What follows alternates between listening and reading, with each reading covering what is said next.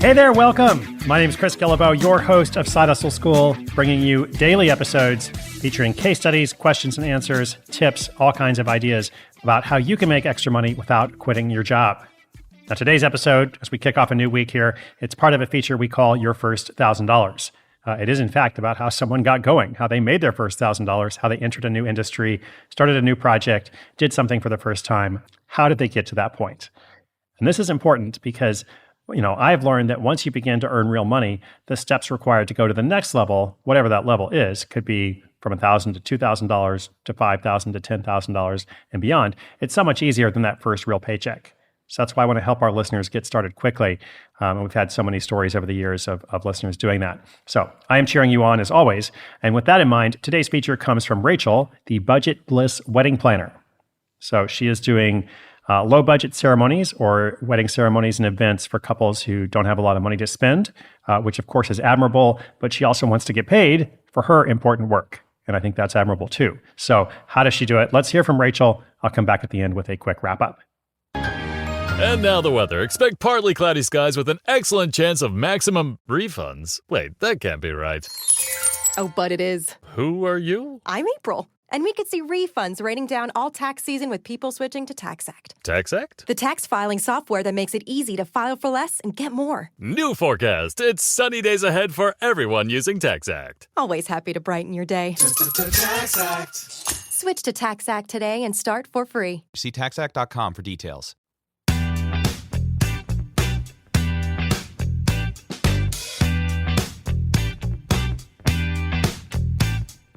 Hi, this is Rachel.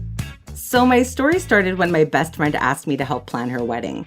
She was on a tight budget, and I quickly learned how to stretch her dollars and still have a beautiful and memorable event.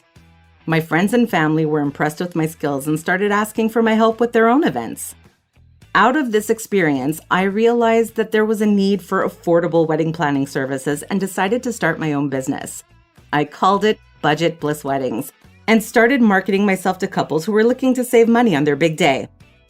Most wedding planners target brides and couples who have more money to spend, which makes sense in some ways, but I felt that couples with tighter budgets still deserved the best possible experience.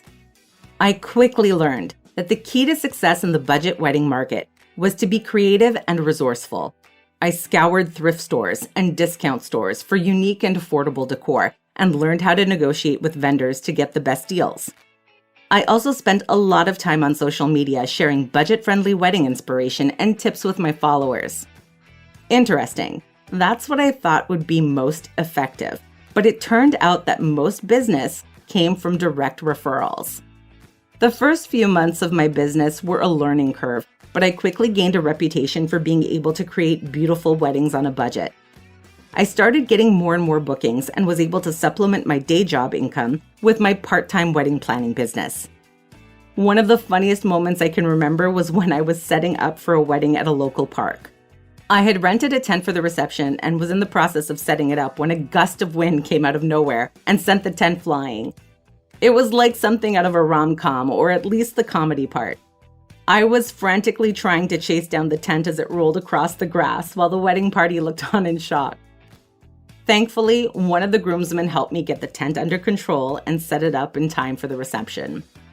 The couple and their guests ended up having a beautiful and memorable day. Looking back, I'm so glad I took the step and started my own business. It's been a lot of hard work, but I love being able to help couples create their dream wedding without breaking the bank. And who knows, maybe one day I'll be able to turn my part-time business into a full-time career.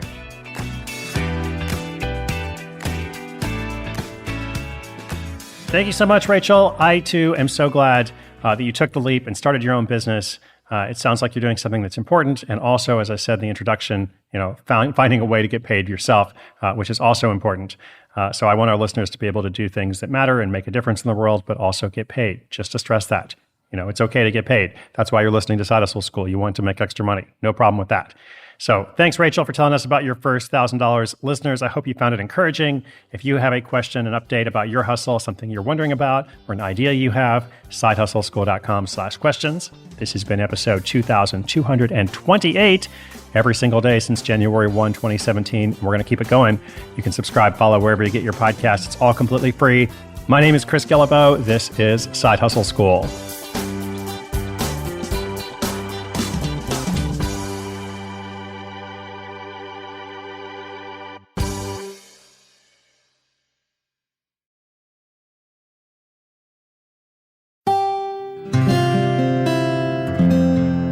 From the Onward Project.